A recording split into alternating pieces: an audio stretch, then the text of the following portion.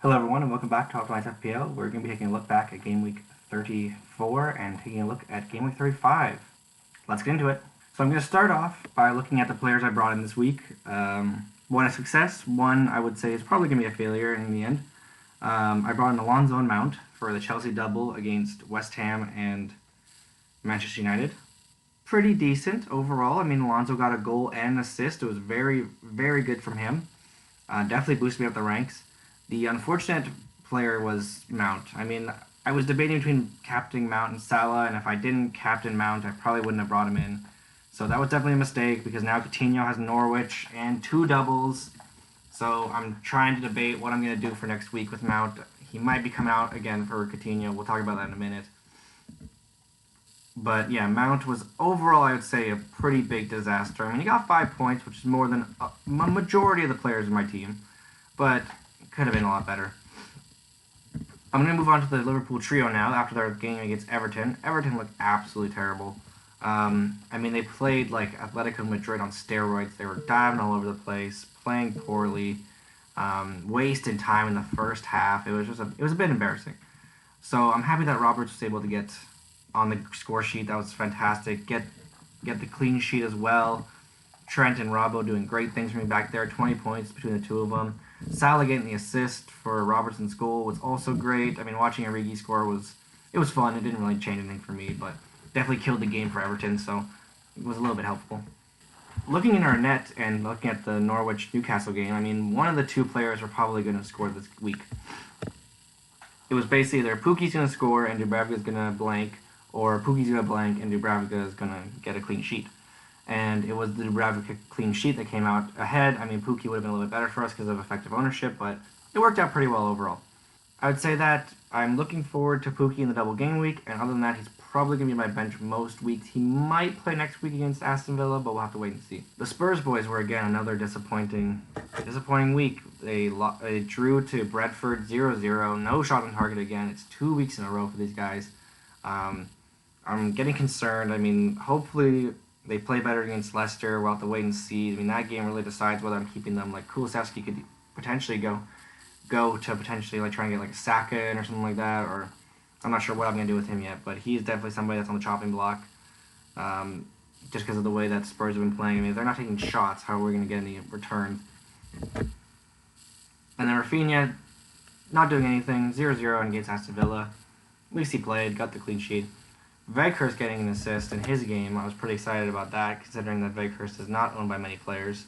I'm thinking I'm going to keep him for the double. I'm going to probably not sell him in game week 36. I'm probably going to bench boost with him in the game. But yeah, getting a goal against Wolves is decent. I hope that Kilman comes back soon. He has a 25% chance of playing next week, according to this, but I mean, there's been no definite return time for him, so it's a bit disappointing. Rudiger came back, which was nice. Played for the Manchester United game. Got a yellow card. It's only 1 point, so I was happy that I benched him for sure. I think I was potentially going to play him instead of Pukki, so I mean, really it would have been 1 point difference, but 1 point's better than 0. And we definitely made the right choice between Dubravka and Ramsdale. I mean, I didn't think Ramsdale was going to keep a clean sheet in that game anyway, so obviously they were playing not an easy opponent in Manchester United, so yeah, overall 76 points, pretty decent. Yeah. Quickly jumping over to our LiveFPL rank, I mean, it's pretty decent. It brought us up to 983, just inside the top 1,000 for next game week. I think next game week we'll probably be taking a hit, but we're not talking about that right now. We're going to talk about the players that I need to consider for next week because they are a threat. So looking at it, there's some clear candidates for who the biggest threats are against me. There's Saka, there's James, there's Cancelo, Havertz, and, I mean, Schmeichel a little bit, but not really. And Son.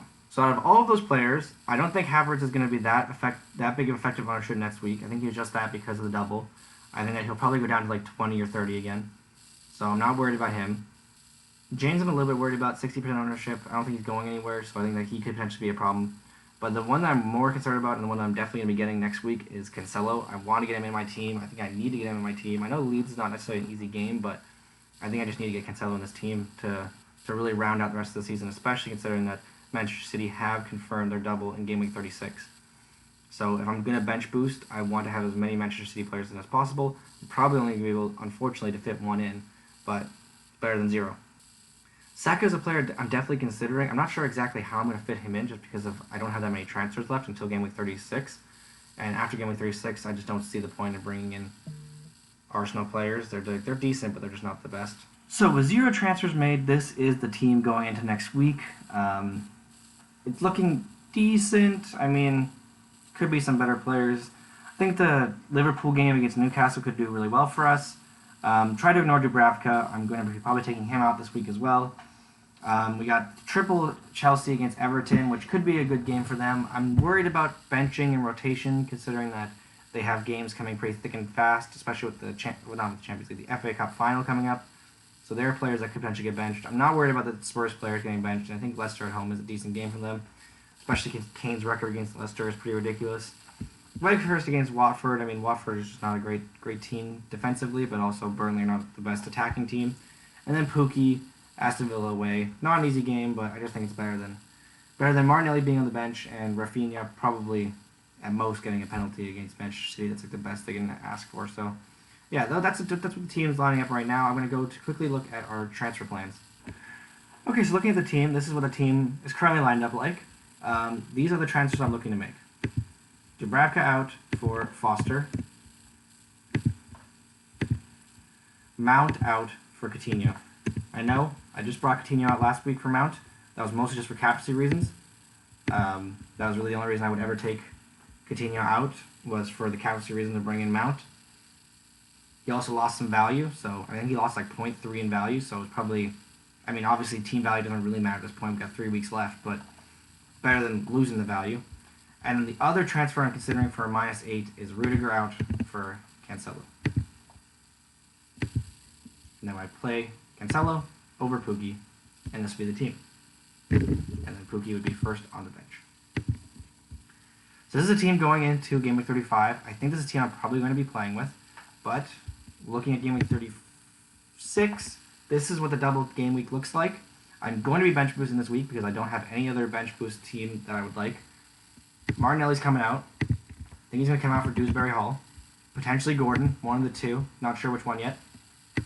Whichever one I think is most nailed and least likely to get benched, which I think is actually probably Gordon at this point, but we'll have to wait and see.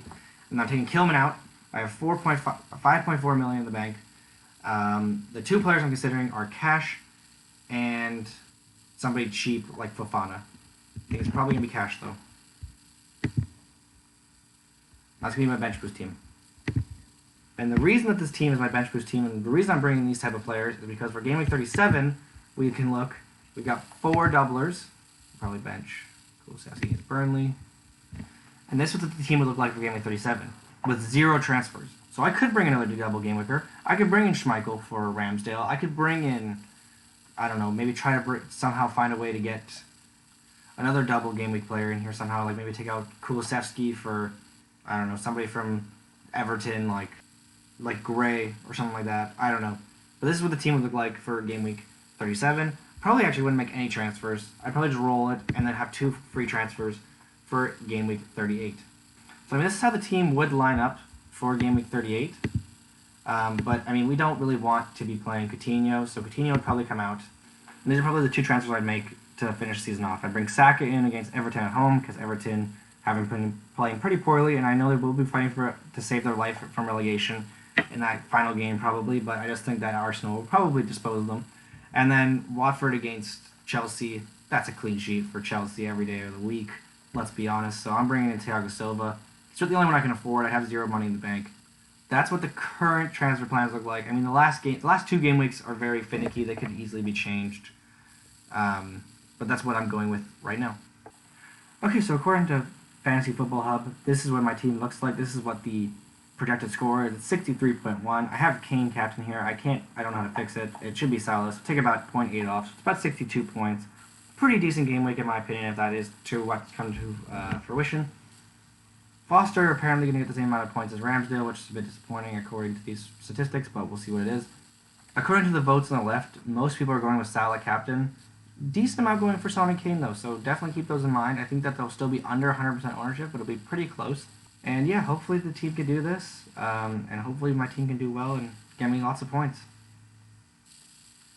Anyways, if anybody has any questions or any concerns about what I'm doing, please feel free to leave them in the comments down below. I look forward to seeing what you guys have. And if you have any questions about your own team, please feel free to leave them.